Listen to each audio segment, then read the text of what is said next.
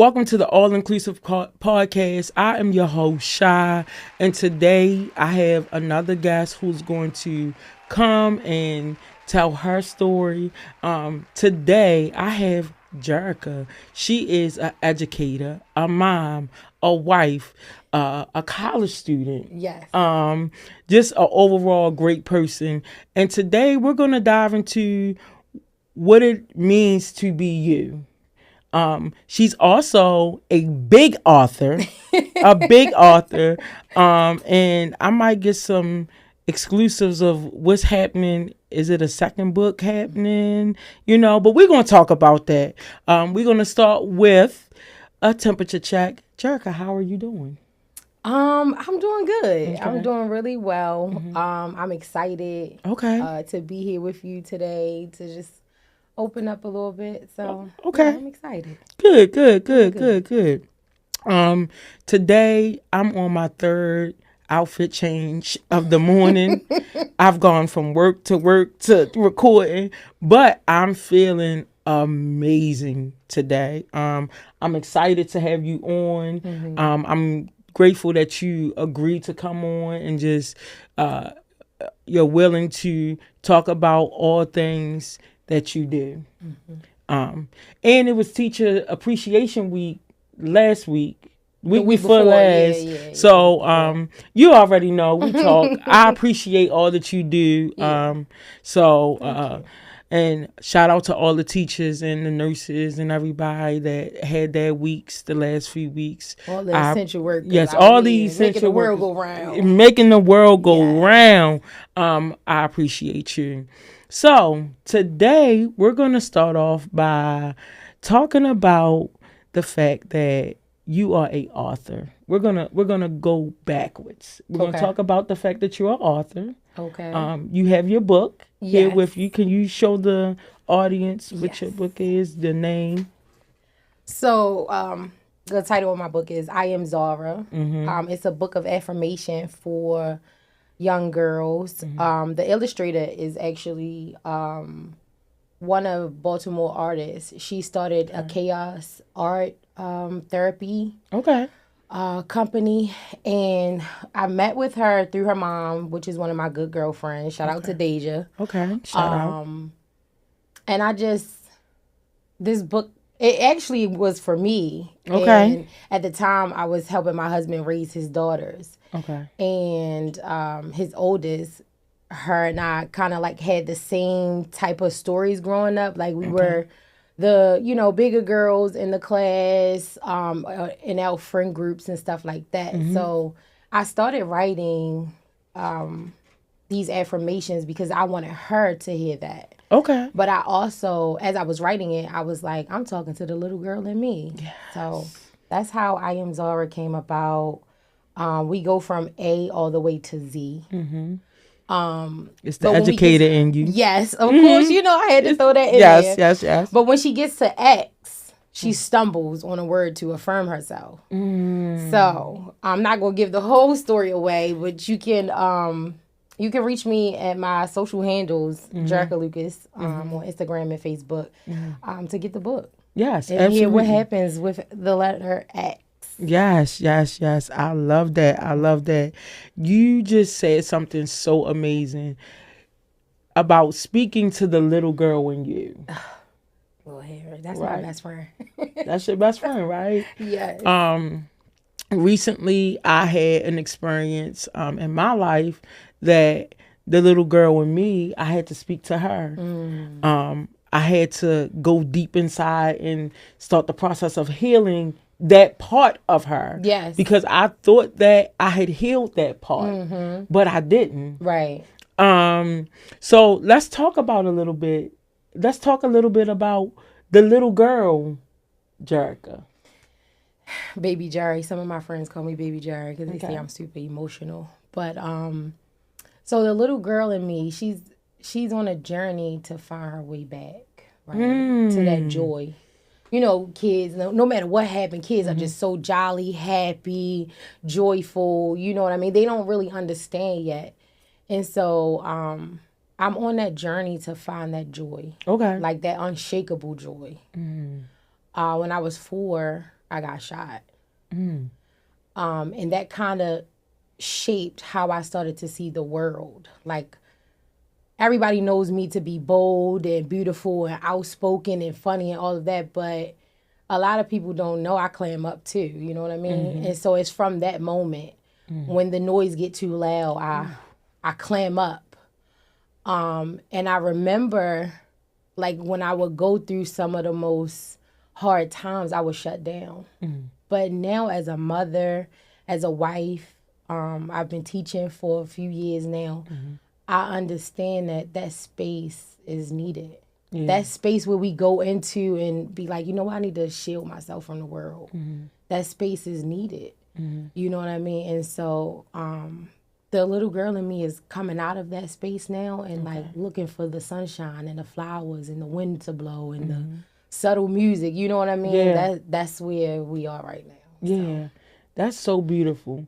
You spoke about, you just mentioned, I know that you're a mom, but how do you help your daughter not become that little girl and adult woman that you once were and are not even once were, but are going through this journey with? How do you help her do that? Girl, that's tough. How old is she? She's 3. Okay. That's my baby, Rory. Yes. I call her Yum because that's my little sweet baby. I talk to her. Okay. Like, in real time with, you know, words that... So I give her the adult words, but I also give her, like, the toddler words, too. I just tell her, like, you know, like, sometimes when we get home, she's like, Mom. I'm like, sweetheart, Mommy don't want to be frustrated.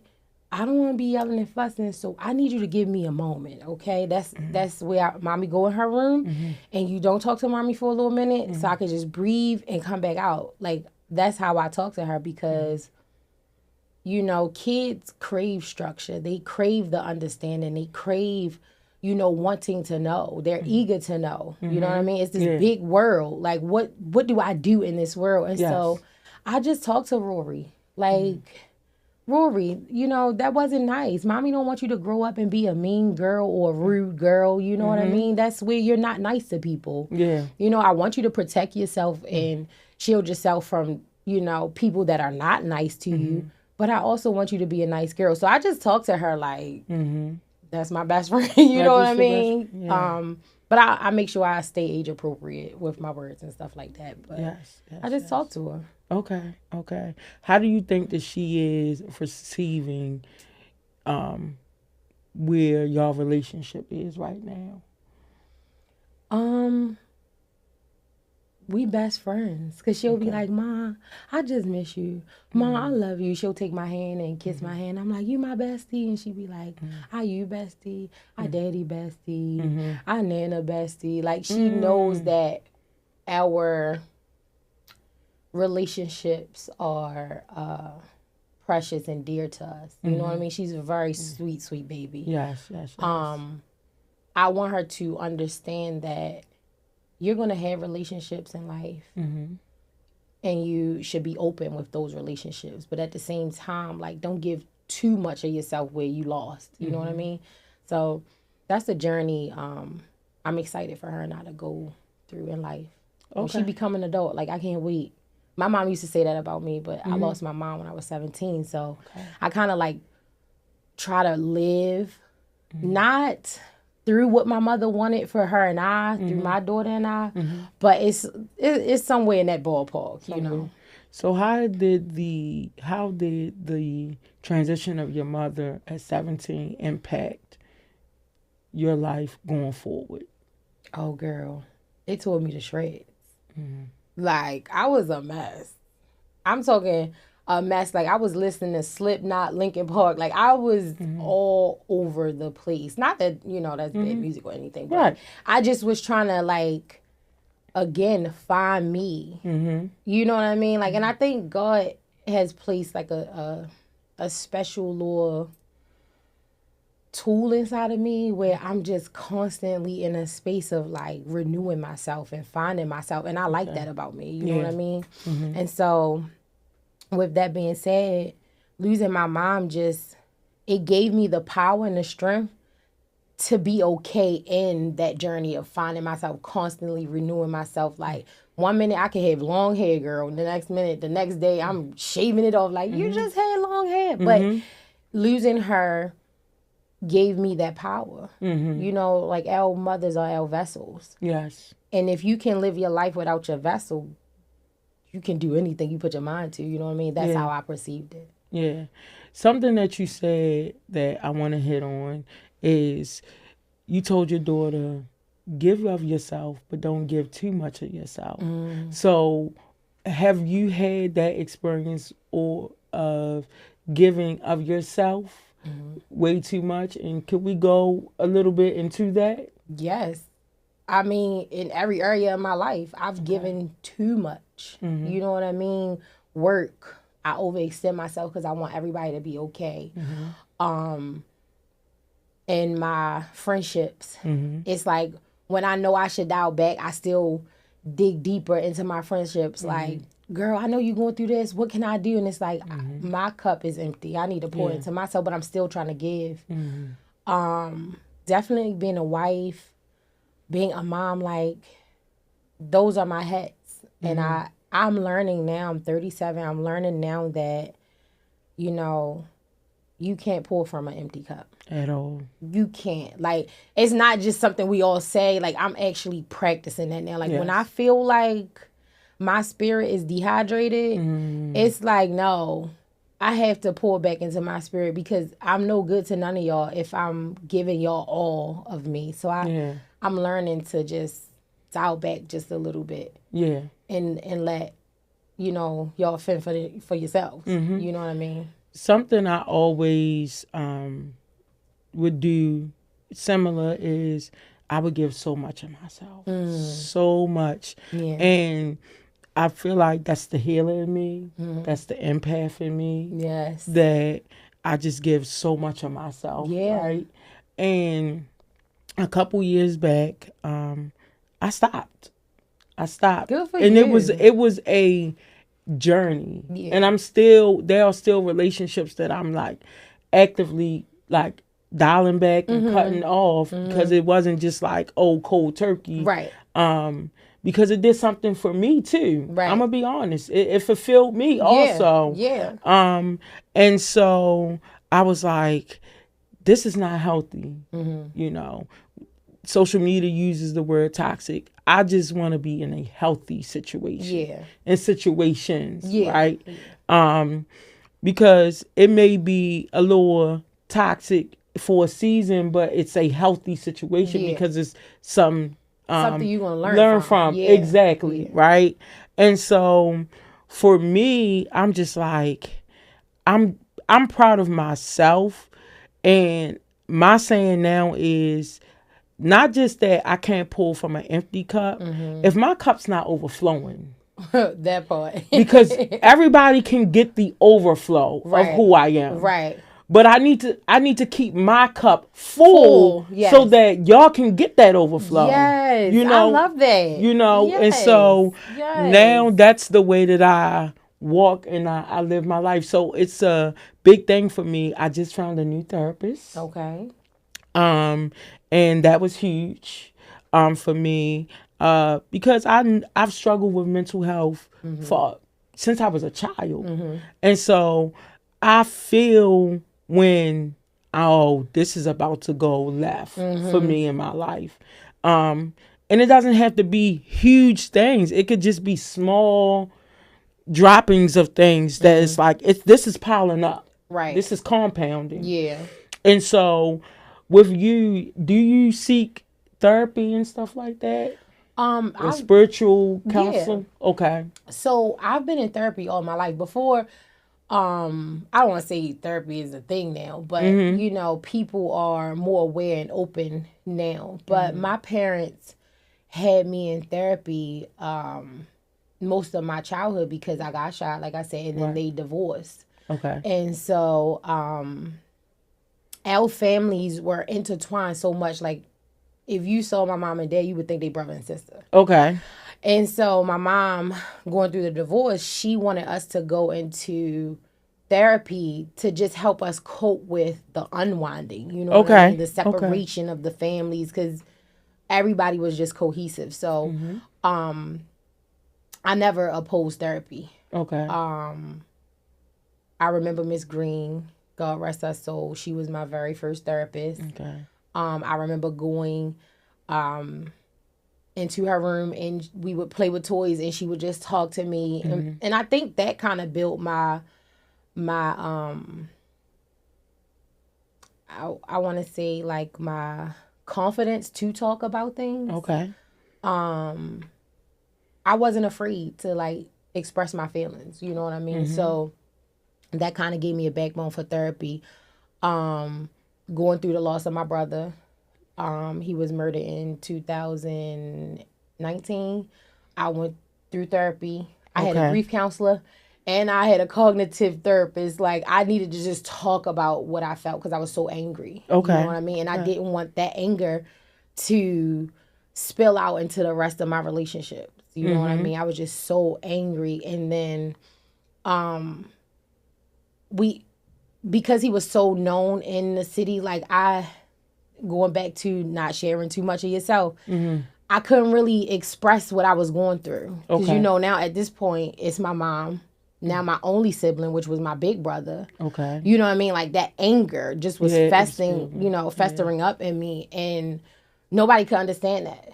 You know what I mean? So I had to go to therapy. Like, I had to be in therapy, like, twice a week because I just was so angry. Yeah. And then when I lost my dad, I went to grief counseling. Okay. So I just been in therapy all my life because I've just gone through these, you know, shakeable moments. Yeah. And so, like I said, Miss Green, she helped me express myself. So I never felt afraid to go to therapy. I was never ashamed of it. Like, we all need to go to therapy and talk about it. Yes. And even in my friendships, you know what I mean? Like, therapy sessions too. Like, you know. Yeah, because we didn't have some... we didn't have some conversations. Yes, I'm trying to tell you.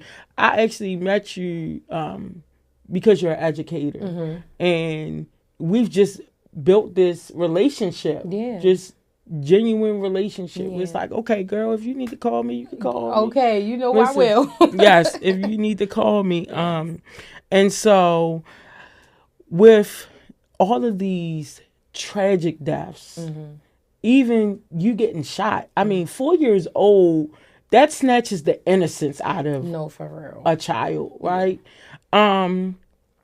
You have now transitioned into education. So if you could look back over your life and then put yourself now, what type of impact what type of goal of impact are you trying to make in education? Outside of the classroom. So one of my dreams was to go back to the inner city and be in the school system. I grew up with my grandmothers. They were teachers in education.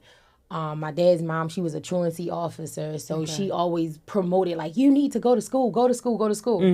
And so I was like, if I could just get my foot in the door, I would be that person that I feel like could shape the minds of the kids in the school. Like, we gonna go through these shakeable moments, but if you train your mind to really like power through it, you know what I mean? Like, you can do whatever you want, you know what I mean? And so I'm a very stern teacher. I don't play no games, you know what I mean? But at the same time, once I see your mind producing like that strength to solve a problem, I'm like, oh, yeah, you got it. You know what I mean? Like, I amp the kids up, like, and so that was like one of my missions.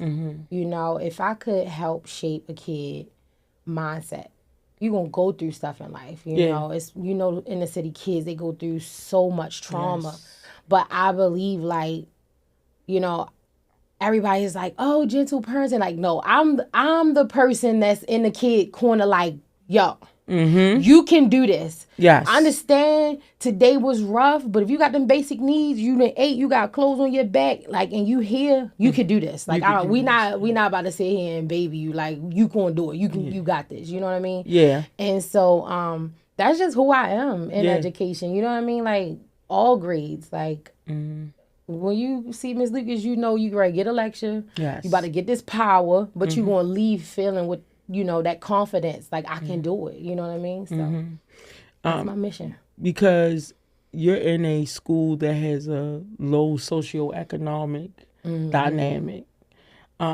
So what would you say the children need of this generation that is missing in education?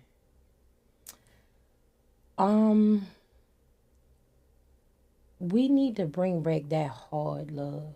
And I don't condone, you know, violence or abuse or none of that. Yeah.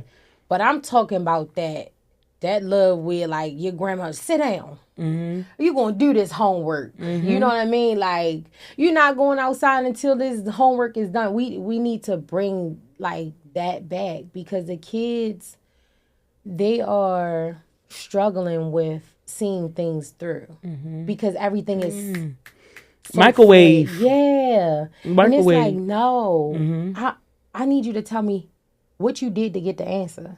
This answer is incorrect. So I need you to see how we gonna get to the correct answer. I'm gonna give you multiple ways to get to the answer. You just have to choose the way you want to get there. You know what I mean? Like, let's talk to these kids. Yeah. You know what I mean? Like, nobody's talking to them. It's just like, oh, go sit down. You got to do this. You got to do it. Like, no, what's on their mind? Yeah. You know what I mean? I have this one student where I'm just trying to, like, crack her code. How can I get through to her?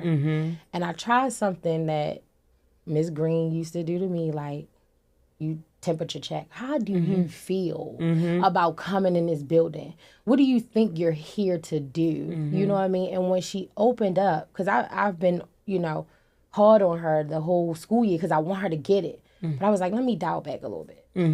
Let me just talk to her. And so what she told me shook me. And I was like, that's what I'm saying. That hard love. Like, I'm going to be on your back, but at the same time, I'm going to come in with grace and love and see where you at, what you doing, what you got going on. And I think it gave me, like, that gateway to see how I can help her. And I think that's what the kids would benefit from. Like, that hard, going with that soft, gentle love, but then, you know, come out with, you going to do it. You got this. You know what I mean? So I think all of the kids, they definitely need that. Yeah. If we could have a therapist for each, like, lower elementary, upper elementary, middle school, like, and that's a mandated thing. Like, they need to go to therapy. That's a part of their school day. Even if it's for 5 to 10 minutes, like, we need something like that where they could just talk. Yeah. You know, with all of the pacing, the data, the testing, like, we don't get to talk to them. You know what I mean? So I think we need that. It's something that you said about hard love. I remember I had a teacher. Her name was Miss Stewart. And I was a badass at elementary school.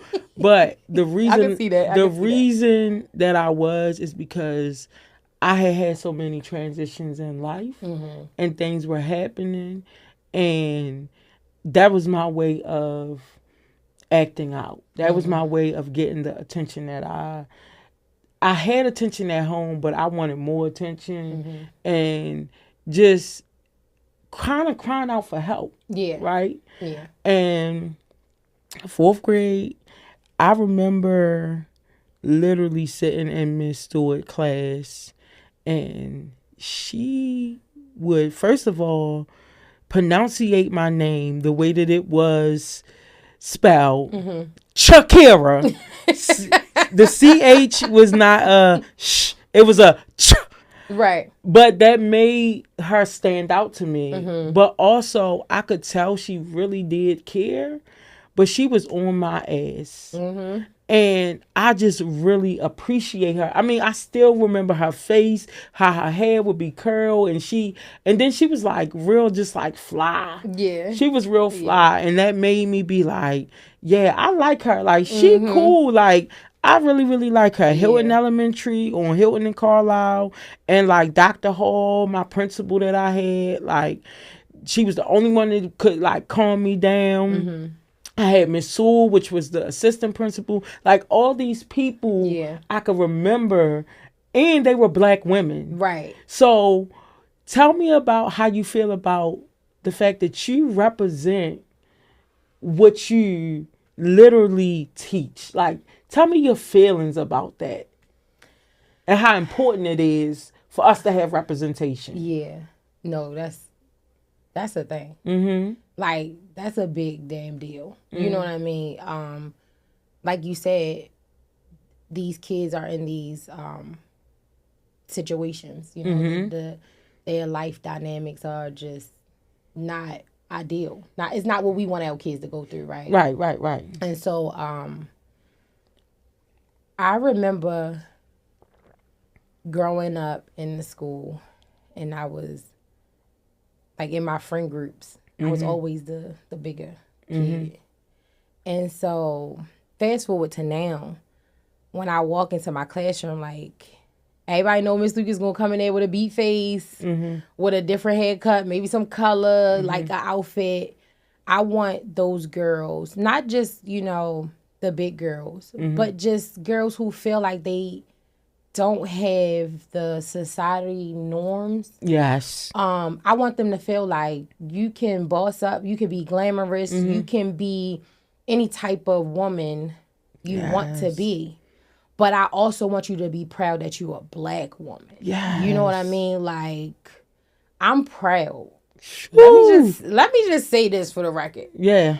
I'm proud of the fucking woman I am today. Yeah. Okay? Because I done had to walk through some hallways that's like, I need to hurry up and get to the door and get out of here. You know what I mean? Like, so I want my babies to have that confidence. You know what I mean? One thing that I feel we let go of is the competition in school. I know we don't want the babies to be like, oh, I'm a loser, but like, I think that's good. You know what I mean? It builds character. It do. You know what I mean? It builds character. Yeah. One of the things that I'm doing right now in the classroom is we having tournaments for the skills. Okay. I'm preparing them. I teach first grade, math and science. And I'm preparing them for second grade. So I got a checklist of skills that they need to master before second grade. I got a few weeks left. And so we having a tournament right now as partners to tell, 7 plus 3, 6 plus 4. And one of my little babies was very shy, smart as a whip. And all of the black women in first grade rallied around her and was like, you got this. She's like, no, I'm scared. I can't do this. You know what I mean? And so I'm like, she finna cook y'all. Well, you know what I mean? Because I got to give them that Miss Lucas love and hype. You know what I mean? I want her to understand that black women can cheer you on too. Like, we're not going to tear each other down. Like, so then her small group friends was like, you got this, come on, girl. And so, by the time she finished, she was pacing around the classroom like, I'm finna cook everybody now. Like, she went from being afraid to feeling like she can cook the whole first grade. We talking 50 kids. Yeah. This one little girl felt like she could cook everything. And then that made another one of my friends be like, I'm going to go home. And I'm going to come back and cook. Yeah. Long story short, Kara, they both got the highest time, the quickest time in first grade. Finished their partners to 10 in 8 seconds, 9 seconds, like running it down. But they both went from being so shy to at the, myself, the aides, the classroom grandmothers, we like, y'all can do this. You got this. So that representation matters. You know what I mean? Because it's like, well, if they saying I got this and they hyping me up, then let me hype myself up. And it worked. It works. It worked. Like, and it started bringing all the little girls out. Like, I swear, it just started bringing them out. Like, I can do it. And that, I went home later on that night, and I kind of, like, cried a little bit. It's making me emotional now. Because I know that was my mom's dream. Mm-hmm. My mom was, you couldn't tell her nothing. Proud to be black. Proud to be a woman. Proud to be, you know, that friend that everybody comes to. Like, she was proud to be who she was. And that moment, seeing my babies, like, really boss up, like, I was like, oh my gosh, Mom, I did it. Yeah. I'm proud of myself and them. You know what I mean? Like, I'm proud to see my daughter walking down the hallway and she not afraid. All these big kids around her, and she's walking down the hallway and they like, hey, Rory. And she's like, you know, that head held high. Yeah. Like, us black women, we go through so much. Girl. So many hats. Yeah. So much stuff. Little do everybody know, we be scared sometimes. We live in that fear, and it's like, no. Yeah. Break out. Yeah. And that's what I want my babies to know, like, break out this shell. Yes. The world put on us black women, like, please. Yeah. Once you break out that shell, that love you gonna have for yourself, unshakable, baby. Unshakable. Listen, when you said breaking out, let's talk about another thing that you're doing that is changing the dynamic and will change the future for you and your family. You're back in school. Yes. You are back in school. So what college are you attending now? And I'm at Coppin State. Okay. Yes. HBCU. Yes. I'm in the MAT program. That's the Masters of Teaching. And my my study is early childhood education. Yes. I don't know what it is about early childhood, but I just want to be a soldier up in there for them babies. Yes. Because I feel like that's where it starts. That confidence building, the development. Like, I want kids to know they can do it. Like, let's listen, pay attention, and conquer. Like, let's do it. I like that. Pay attention, listen, and conquer. Yeah. I like that. No, listen first. We got to listen first. Okay. Pay attention and then conquer. Yes. I like that. So, yeah, I'm over there at Coppin. Shout out to Coppin State University. Yes. So, when is your estimated graduation time? 2028. 2028. Because I don't want to rush myself. Okay. So, I'm taking it easy. Not a full load. You know what I mean? I still got to have time for all the other hats that I wear. Yeah. I'm going to say last episode I had a young lady on, and it's so crazy because we were talking about black women and the crowns that we wear. I don't call them hats. I call them crowns. Okay. And we were just talking about that. And when you talk about crowns that you wearing, one of the biggest crown outside of being a mother, you're a wife. Yeah.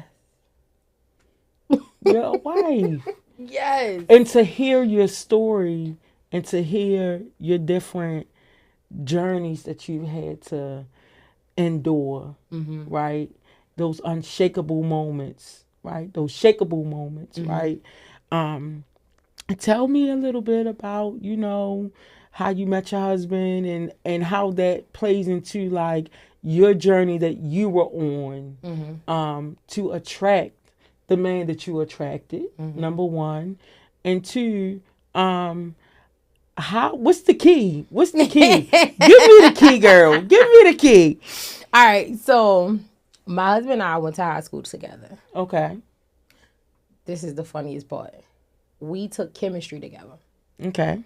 Chemistry. No, for real. That's crazy. Okay. And so, fast forward to 2016, I had been single for 3 years. Okay. Like on this self-love journey, pouring into myself, all that, and I knew I wanted to be married and all of the things. And so, I did get like a spiritual mentor to teach me like how to go through hardships in a marriage. She was married too. Okay. Shout out to Mushu. She just taught me different ways to pray, fast, and understand love, black love especially. And so I was dating like crazy, dating. It was like all of these niggas getting on my nerves. I was like, I'm sick of niggas. You know what I mean? Like, I was sick of it. Like, they wanted to play games. Like, they just wooed you for a little bit. They get in your drawer. Like, it was just like, none of y'all serious. And I'm very serious. Like, I play a lot, but I'm dead serious all the time. That's my thing. I say to everybody. So, I had put on my Facebook status that I was tired of dating in our culture. I was about to go outside of it. So my husband, which him and I were cool, like we like poetry and all of that. I was going to have a open mic night, and I had reached out to him a few months before. But I thought he was married to his kid's mother, like in a full blown relationship, all of that stuff. And so he hit me up like, what is it that the brothers are not doing that you want done? And so I had put my number in the comments and was like, Lucas, hit me up, because that's what we called him in high school. I was like, Lucas, hit me up. But then my cousin like was playing on my phone, and she was like, girl, don't put your number on there. So I deleted it. I didn't think he was going to call me or nothing. Later on that night, he hit me up. So I automatically knew it was him. It had to be something God was orchestrating, because I just knew it was him. He texted me and was like, hey, beautiful. And ever since that's been my homie. We go through highs, lows, everything. But in the end, I know that's my friend. I had prayed this prayer the night before all of this. And I was missing my mom. I was going through a lot. I was trying to figure out some things in my life. And I was like, God, can you please send me my husband, my best friend? And that next day, my husband texted me. So that's my homie. We go through our trials and tribulations, you know what I mean? But that's what marriage do. It take you. I'm learning that marriage is a mirror. Ooh, okay. It's a mirror, right? It shows you yourself, because you have this person every single day that's experiencing you outside of what you think of yourself. And so this person is doing everything with you. They sharing life with you. So if they are saying something about you, then it has to be true, right? Because they're experiencing that from you. So a lot of times my husband will come to me with some things, and I'm like, oh, that's not true. You know me being drama. Oh, no, that's not true. But it's like, how can I say his truth about me is not real because of what I think of myself? He's experiencing me outside of me. Yeah. If we leave it up to ourselves to go through life and be like, who are you? And never hear what your partner has to say. It's like, we all conceited and in vain. We need that person to show us what we're projecting on the outside. And that's why I think it's a mirror, because he could tell me what he sees. I could tell him what I see, and we could fix it. Yeah. You know what I mean? Like, you walk up to the mirror and like, oh, dang, I got boogie hanging out. Let me get this, you know what I mean? Like, let me get this flaw on my face off, and that's what marriage do. Yeah. That's what it do. Yeah. Okay.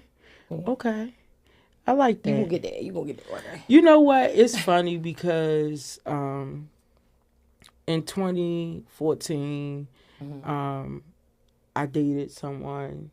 We dated for a little bit. I fell in love. I think I fell in love for the first time in my adulthood. I thought all my other relationships, because I haven't had a whole bunch of relationships, were love. And I'm really a relationship girly. And me being single now, I literally was telling my good girlfriend, I said, girl, I'm going to date them all. And she was like, okay. But she knows me.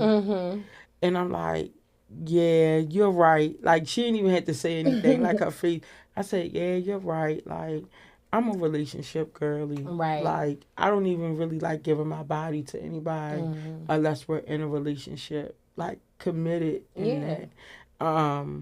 So, and I don't care if a woman got a whole bunch of, no, like, we all have a past. Yeah. I don't care about all that number shit. Because it like, don't matter in the as end. long as you're safe and clean. Yeah. And because we've all had a past. Yeah. But for me, I'm just like, that one person that is supportive, that's loving, that's intuitive, and understands, like, where you see me at now is not where we're going to be in the future. Yeah. And I feel like in relationships, specifically marriages, I've never been married, so this is just my opinion. And like a asshole, everybody has one. Right. You don't just marry a person for where they are now. You marry them for each stage of the life that they're going to be in. Because I would love to be able to say, I spent the rest of what my life is going to be with someone.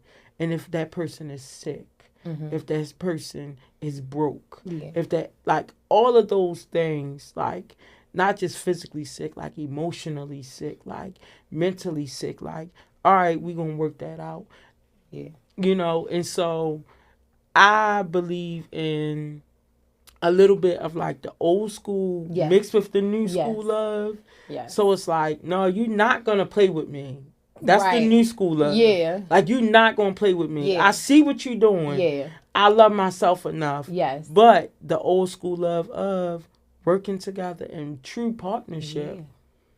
You know what I'm saying? That's it right there. And grandma don't have to be cheated on for that, because that's the new school. You ain't cheating on me. And you ain't bringing no babies or nothing like that. No, for real. And, I mean, I deal with women, but still, a woman can have sex with somebody and stuff. For sure. So it's just like, for me, I'm just at a place where if it happens, it happens. But don't think like that. Don't think if it happens, it happens. You have to. It's crazy that we here, because I was just looking at Damar Hamlin. Okay. You heard about his story? No. He's a football player. Oh yeah, he got hit so hard that he stood up but fell back out. Yeah, and he ended up going into cardiac arrest. Yes. The Bills. Yes. Yep. Mm-hmm. So I was watching that this morning, and now I know why God put it on my heart. Because in his documentary, his journey back to good health, he was saying, like, life is about these moments we go through, right? Adversity. We gotta train our mindset. If this is what I want, I'm gonna go after it and get it, because God gives me that strength, and we got to meet God halfway. Yeah. So when you say, if it happens, you want it to happen, it's going to happen. Like, we gotta train our minds like that. You know what I mean? Yeah. So, like, don't downplay it like that. I think this scenario that I was in, because we're no longer friends anymore, it kind of like, I would have rather had the friendship. Yeah. Like, even if we wasn't gonna get reconcile, like, the friendship is what I miss the most. Yeah. Especially because for me, I've been around leeches in friendship and in relationship, but like intimate relationships. And so I was finally around a person that wasn't a leech, that was pouring into me and I was pouring into her, that was respectful, that, you know what I'm saying? We had our issues. She wasn't perfect. I damn sure wasn't perfect. Right. You see what I'm saying? But when it came down to it, like, she was just an amazing woman. You know what I'm saying?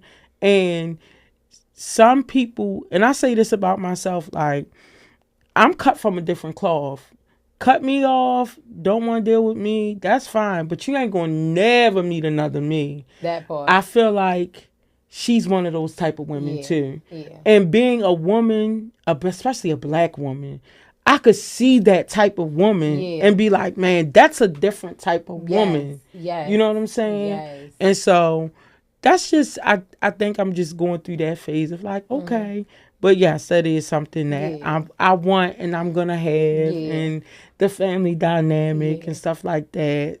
Because I'm 36 and I've opened myself up to whatever God will is for my life as far as having a child. Yeah. You know, whether it's me not having a child, whether it's me birthing my own child, or whether it's me adopting. Yeah. I've opened myself up to whatever God is. But in that, allowing myself to let God give me the peace of what His will is. You gotta do that. Yeah. My husband and I were trying to have a baby for 3 years. They told me I was overweight. They told me that it was impossible for me to have a kid. And so I looked in the Bible of like stories like mine. And I found one, Hannah. Right? She was married to her husband. He had a previous family before her. And they were trying to have a kid and it wasn't happening. And her husband, previous family, the mother of his children she was very vain. You know what I mean? And I read devotions on this. I prayed, I fasted. I was going through all the changes, fertility, everything. And a lot of people don't know the behind the scenes of the story with my daughter. I cried for years. I was the auntie that was there for my nephew, my niece, like my little cousins. Yeah. Like I was there for everybody's kids, you know, and in my mind, I'm like, I'm there for everybody. God, what's up? You know what I mean? Like I'm ready to have my own baby with my husband. I waited until I got married. You know, I was intentional about that. Like, why are you not blessing us with this baby? And so I went on a girls trip and I remember coming back and I was spazzing. You know what? I'm sick of this. If I don't have a baby, I'm done by the time I'm 35. Bye. Like, in my mind, I'm like, God laughing at me because the whole time I was spazzing, I was pregnant. I was like, I'm sick of this. God then bless all these other women with baby. My husband was just looking at me like, calm. I'm like, no, I'm so done. The whole time I was 9 weeks pregnant. Wow. 9 weeks. I did not know. I was about to get the sleeve. Okay. I was about to get the sleeve. I went to the doctors. They was like, I had gallstones, I think. Yeah. The whole time it was my baby. I had got an ultrasound. They was like, yeah, we're going to have to remove this. Like, it was wild. Wow. And then I found this high-risk pregnancy doctor. Shout out to Dr. Oliver. That's my baby. She was like, I'm going to walk you through this 9 months. Like, you going to have a food log. We not eating crazy. We not drinking sodas. We not doing none of this stuff. I had developed diabetes, all of that stuff. Like, she was like, you got to take your medicine. She just walked me through the pregnancy for it to be healthy. And then the last part, which, going back to God, they had to put me to sleep to have my baby. Because my canal was so narrow, they didn't want shoulder dystocia. And so I was petrified. Nobody could come in the operating room with me. Not even your husband? They wouldn't even let my husband in. Wow. It was just the doctors, the anesthesiologist, and me and God. I'm like, what if I don't wake up? My baby gonna grow up without her mother. Like, I'm going through all of this stuff, and God was like, go to sleep. And I'm gonna wake you up. Yeah. I went to sleep and I woke up. It was fast. Like, I woke up and heard my baby screaming. After that, you can't tell me nothing about God. Nobody, you could put a gun in my head and be like, God don't exist. And I'm like, shoot me. Yeah. I had to get put to sleep to give birth to my beautiful baby. You know what I mean? Like, it's going to come. You just got to ask him and he going to give it. Yeah, absolutely. You know what I mean? Absolutely. You want to know, my child, because I was pregnant in 2020, my child will be turning 5 this year. And in that, for the last 5 years, I haven't gone to no baby showers, no children's birthday parties, no gender reveals, none of that. I went to my first gender reveal yesterday. Shout out to you. And that is a big part of what I asked God to do last year for me, which was the peace that I needed. Yes. Because I was driving myself crazy. I mean, I got a container full of stuff. And I'm like, this is my faith. This is the stuff and faith that I'm going to have a child. Yeah. You know? Yeah. And so because of that, yesterday I felt free in it. Yeah. I took pictures. I was yelling and screaming, it's a boy, it's a boy. like I can see you literally like was excited for the expectant parents. Yeah. Like, and that's huge. Yeah. Because for a while I didn't even go into baby sections. Like, Marshall's is my spot. I didn't even go into baby sections. So it's like, okay, asking for that thing. But literally, like you said, doing my part too. Yeah. You got me. Go ahead. Yeah, bro. you got to meet them. Yeah. You have to. So when I hear stuff like that, it's almost like how I think of God is like we friends. You know what I mean? And it's like, baby girl, watch what I'm about to do. Yeah. You know, watch how I'm about to turn up in this area of your life. Yeah. So that, like, when I hear you say you were shouting and screaming, in my mind, I'm thinking that was God's way of saying it's almost your turn. But I just want to put this in place to see if you're going to be happy for this person, because you don't know what they went through. Right. You know what I mean? Right. You don't know what that person had to endure to get to this spot. And if I can see your joy for this person, oh, baby. Yeah. When your time come, we shaking the earth. We you know shaking what I mean? the we shaking the earth. Like, baby, we shaking the earth. we shaking the earth. You know what I mean?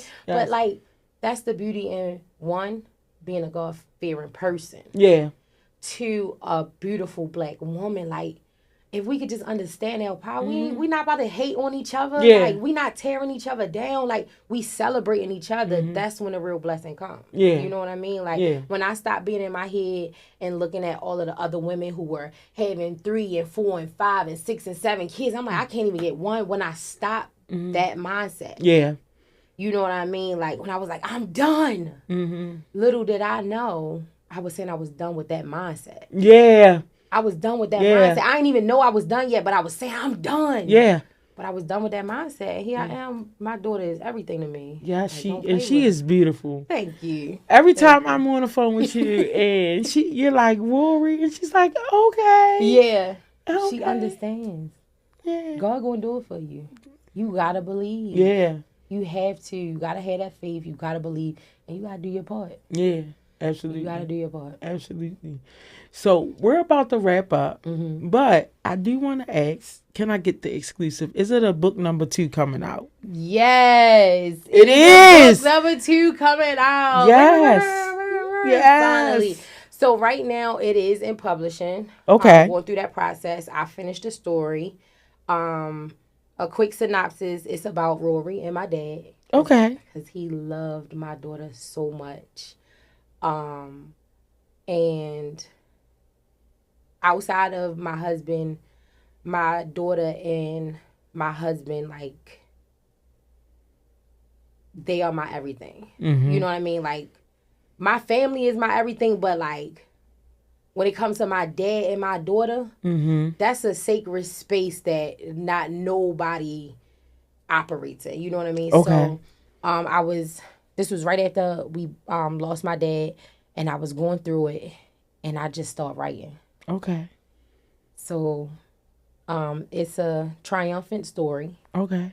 It's about Rory.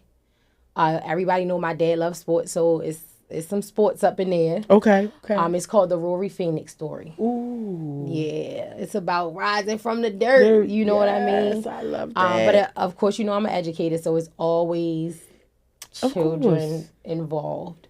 It's another children's book. So I'm hoping to have it published by Christmas. Okay. I'm in school. You know, I'm teaching all of the things. So over the summertime, I'm really focused on that process. Yes. And then I also have another project coming out. Okay. It's called The Big Girl Syndrome. Yes. It's my life story, but in the form of poems.